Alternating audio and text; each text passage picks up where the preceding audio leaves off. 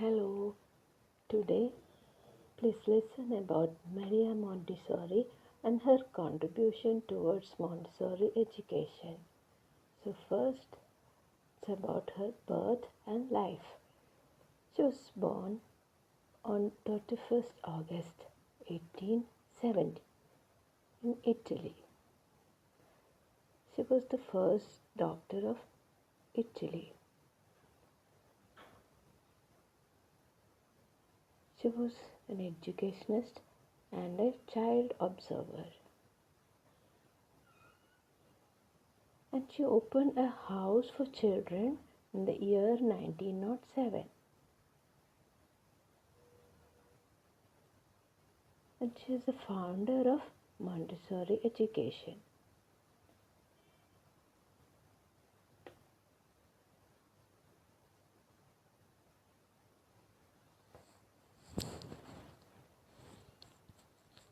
Her father, and this is the picture. This is the picture of, see how cute she is. Maria Montessori, very cute, right?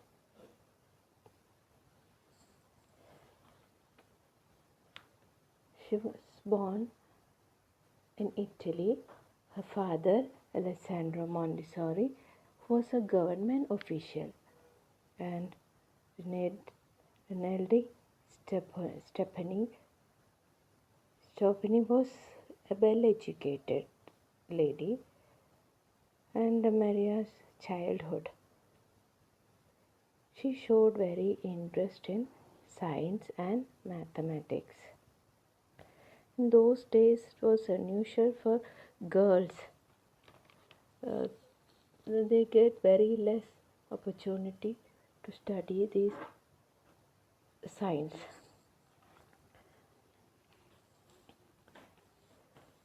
And she faced many difficulties because the society believed that women should not study medicine, but she continued her studies with determination.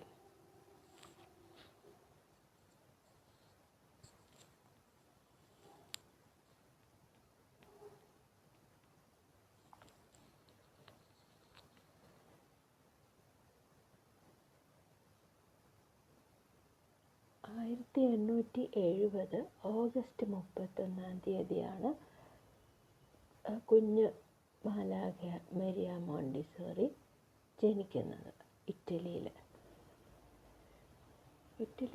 ആദ്യത്തെ doctor കൂടിയാണ് Maria Montessori.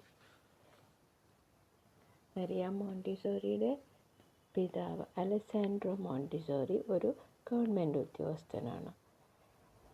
റെനൽഡി സ്റ്റോപ്പിയനി mother ഒരു നല്ല വിദ്യാസമ്പന്നയാണ്. അവരുടെ മകളായിട്ടാണ് ജനനം.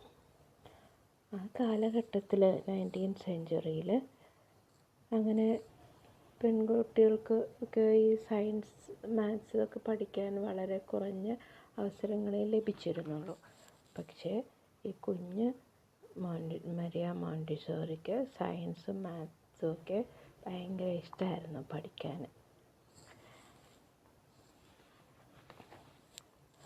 ആ കാലഘട്ടത്തിലൊക്കെ പെൺകുട്ടികൾക്ക് ഡോക്ടറായിട്ട് പഠിക്കാനൊക്കെ അവസരമൊക്കെ വളരെ അപൂർവമായിട്ടേ ലഭിക്കാറുള്ളൂ. പക്ഷേ മരിയ നല്ല ഡിറ്റർമിനേഷനോടുകൂടി തൻ്റെ പഠനം തുടരുകയും ഒരു ഡോക്ടറായി തീരുകയും ചെയ്തു. അങ്ങനെ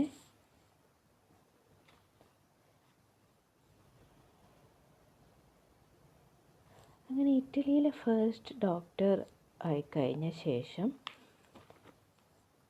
ഹോസ്പിറ്റലിൽ വർക്ക് ചെയ്യുമ്പോൾ ഹോസ്പിറ്റലിൽ കുഞ്ഞു കുട്ടികളൊക്കെ വരുമല്ലോ. ആ സമയത്തൊക്കെ എപ്പോഴും ഏത് സമയത്തും കുട്ടികളെ കാണുന്ന അവസരത്തിലൊക്കെ തന്നെ അവരെ നല്ലപോലെ ഒബ്സർവ് ചെയ്തിരുന്നു. അങ്ങനെ ഒബ്സർവ് ചെയ്യുന്ന സമയങ്ങളിൽ പല പല കുഞ്ഞുങ്ങൾക്കും പഠനത്തിൽ വളരെയേറെ പ്രയാസങ്ങൾ, പല കാര്യങ്ങളും ചെയ്യാൻ കഴിയുന്നില്ല എന്നുള്ളത് ശ്രദ്ധയിൽപ്പെട്ടു. നമ്മൾക്കൊക്കെ അങ്ങനെയല്ല, ഇപ്പോൾ ഒരുപാട് കാലം കഴിഞ്ഞ് വളരെ വലിയ ആൾക്കാരായി കഴിഞ്ഞിട്ടായിരിക്കും നമ്മളതൊക്കെ തിരിച്ചറിയുന്നത്, അല്ലേ? അപ്പോൾ എങ്ങനെ മറിയ മോണ്ടിസോറിക്കും ഇത്തരം കാര്യങ്ങൾ ശ്രദ്ധയിൽപ്പെട്ടപ്പോൾ തോന്നി കുഞ്ഞുങ്ങളെ ഹെൽപ്പ് ചെയ്യണം, അവരാണല്ലോ നാളത്തെ സിറ്റിസൻസ്, അല്ലേ? അപ്പോൾ അങ്ങനെ നമ്മൾക്ക് ഇത്തരം ശ്രദ്ധയിൽപ്പെടുന്ന കാര്യങ്ങൾ, അല്ലെങ്കിൽ നമ്മൾക്ക് തന്നെ ഓരോ സന്ദർഭങ്ങളിൽ നമ്മൾക്ക് സ്വയമോ അല്ലാതെയോ മുന്നോട്ട് വരാൻ കഴിയാത്ത മേഖലകളിൽ എങ്ങനെ കുഞ്ഞുങ്ങളെ ഹെൽപ്പ് ചെയ്യാമെന്ന് ഒരു ചിന്തയുണ്ടായിരുന്നു.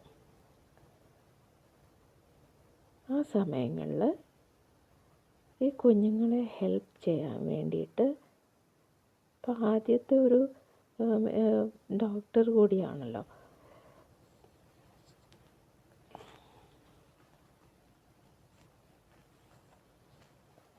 അങ്ങനെ ഏർലി എഡ്യൂക്കേഷനെ കുറിച്ച് കൂടുതലായിട്ട് ഗവേഷണം ചെയ്തു.